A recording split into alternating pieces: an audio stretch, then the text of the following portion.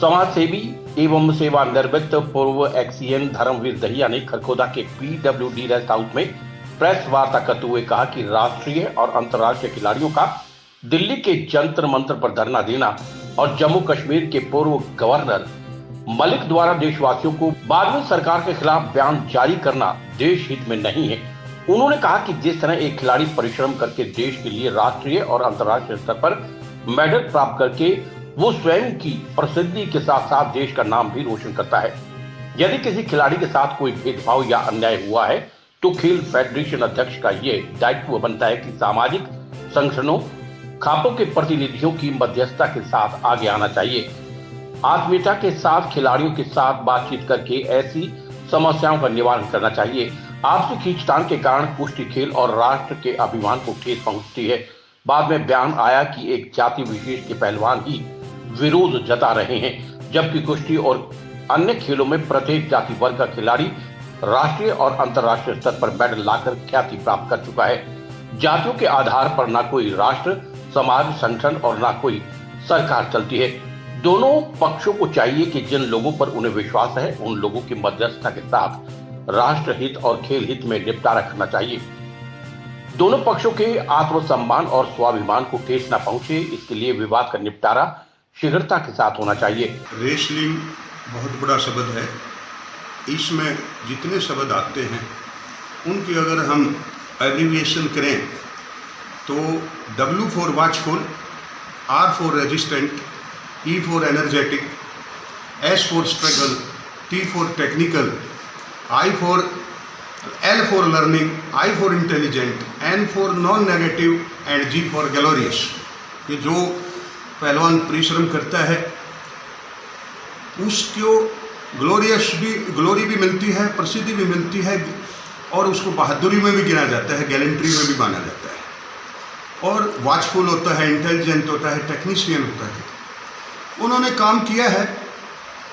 Wrestling federation के अध्यक्षों से भी मेरा अनुरोध है कि जब वो अध्यक्ष थे तो वो एक परिवार के हेड थे। परिवार के हेड का ये दायित्व, मुखिया का यह दायित्व बनता है कि वो सभी अपने रेसलर्स को, अपने बच्चों को, अपने खिलाड़ियों को, अपने एथलीट्स को अपने परिवार के सदस्य माने। किसी बच्चे को ये महसूस हो रखा है कि हमारे साथ अन्याय हुआ है, हमारे साथ भेदभाव हुआ है, हमारे साथ कोई जाति हुई है, तो उनको आगे आना चाहिए।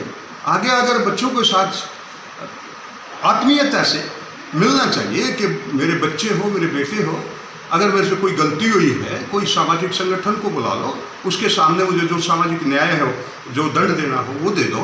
लेकिन जो इस तरह की आपस में खींचतान से हमारी कुश्ती पर एक धब्बा लगता है, हमारी राष्ट्रीय अस्मिता की पहचान खत्म होती है, हमारे खेल की अस्मिता खत्म होती है।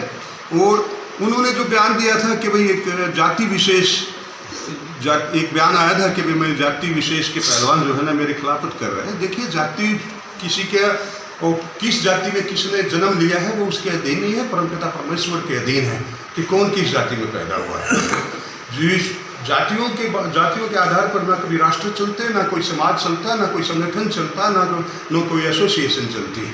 उनसे यही अनुरोध है कि वो सामने आए, सामने आकर के बच्चों के सामने जाएं, किसी सामाजिक संस्था को ले लें, साथ में किसी को खाप के प्रतिनिधियों को ले लें जिनको दोनों पर विश्वास हो और उनके इस मामले को बड़े शानदार तरीके से, दोनों को कोई आत्मसम्मान की चोट ना पहुँचे, ना ब्रजभूषण जियों के, ना पहलवानों के, किस आत्मसम्मान को बचाते हुए, स्वाभिमान को बचाते हुए, और उनको जो है इस मामले का निपटारा देश हित और राष्ट्र हित और कुश्ती हित में किया जाए।